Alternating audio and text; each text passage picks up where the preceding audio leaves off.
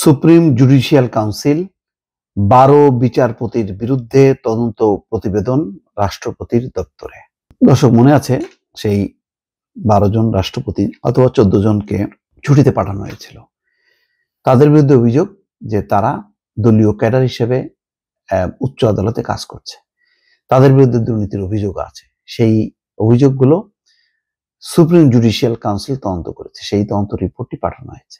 আসলে শেখ হাসিনার সময় দলীয় বিবেচনা একেবারে প্রধান বিচারপতি থেকে শুরু করে নিচের সব স্তরে দলীয় বিচারপতিতে ভরপুর ছিল এবং তাদের আচার আচরণ, তারা শৃঙ্খলা মানত না। প্রধান বিচারপতি নিজে ছাত্রলীগ সভাপতির কাছ থেকে ফুলের শুভেচ্ছা নেন, তারপরে দলীয় সংগঠনের সভায় যোগ দেন।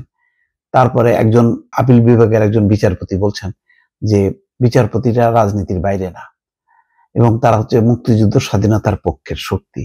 এইসব বলার মধ্য দিয়ে মুক্তিযুদ্ধ স্বাধীনতার পক্ষের শক্তি মানে আওয়ামী লীগ আমলে তো সেটা আওয়ামী লীগের বাইরে আর কেউ না, সুতরাং তারা আওয়ামী লীগ। এইভাবেই তারা দম্ভ প্রকাশ করত। মানে কি বিচার বিভাগ, কি পুলিশ, কি প্রশাসন, তাদের আওয়ামী লীগ হওয়া বা শেখ হাসিনার কর্মী হওয়া এটা কোনো ব্যাপার ছিল না। এমন একটা পর্যায়ে তারা নিয়ে গিয়েছিল। এখন পট পরিবর্তনের পর এগুলি এখন সুদে আসলে হিসাব করা হচ্ছে। সেই হিসাবে দেখা যাচ্ছে যে সুপ্রিম কোর্টের 12 বিচারপতির বিরুদ্ধে ফ্যাসিবাদের দোষর হিসেবে কাজ করার অভিযোগের তদন্ত শেষ করেছে সুপ্রিম জুডিশিয়াল কাউন্সিল। এ সংক্রান্ত প্রতিবেদন ও সুপারিশ রাষ্ট্রপতির কাছে পাঠানো হয়েছে। নিয়ম অনুযায়ী রাষ্ট্রপতি এখন সুপ্রিম জুডিশিয়াল কাউন্সিলের সুপারিশ বাস্তবায়ন করবে। এটা কঠিন ব্যাপার। রাষ্ট্রপতি সে নিজেও ছিলেন হচ্ছে শেখ হাসিনার মনোনীত একজন রাষ্ট্রপতি, তাকে এখন এই কাজগুলো করতে হচ্ছে। অপ্রিয় হলেও কোনো উপায় নেই, করতেই হবে। সুপ্রিম কোর্টের জনসংযোগ কর্মকর্তা শফিকুল ইসলাম রোববার বিষয়টি নিশ্চিত করে বলেন, এই বিষয়ে সুপ্রিম কোর্টের ওয়েবসাইটে তথ্য প্রকাশ করা হয়েছে। গত 16 অক্টোবর দুর্নীতি ও ফ্যাসিস্ট হাসিনা সরকারের দোষী হিসেবে কাজ করার অভিযোগ ওঠায় 12 বিচারপতিকে ছুটিতে পাঠান প্রধান বিচারপতি সৈয়দ রেফাত আহমেদ। হাইকোর্টের বেঞ্চে বিচার কাজ পরিচালনার দায়িত্ব থেকে তাদের বিরত রাখা হয়।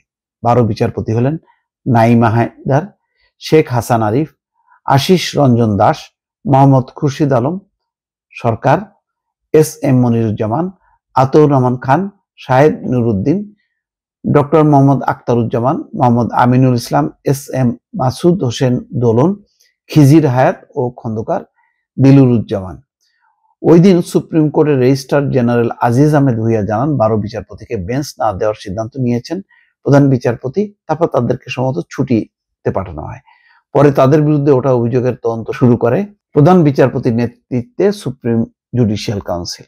এখন নিশ্চয়ই তাদের ব্যাপারে কার্যকর ব্যবস্থা নেওয়া হবে এবং এগুলি আমার মনে হয় যে এইভাবে শেষ করা উচিত না। মানে সুপ্রিম কোর্টের বিচারপতিরা যদি সত্যি ইন্ডিপেন্ডেন্ট থাকতে হয় তাহলে একটা সংস্কার কমিশনের মধ্য দিয়ে বিচারপতির নিয়োগ বদলি তাদের সমস্ত কিছু বিষয়টা এমন একটা কাঠামোর মধ্যে করা উচিত যেখানে রাজনৈতিক সরকার বা কোনো রাজনৈতিক দল এসে যাতে প্রভাবিত করতে না পারে।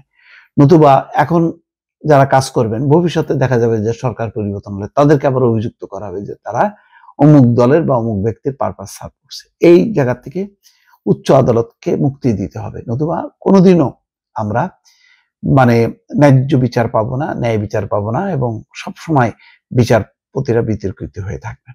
দর্শক ভালো থাকবেন, আল্লাহ হাফেজ।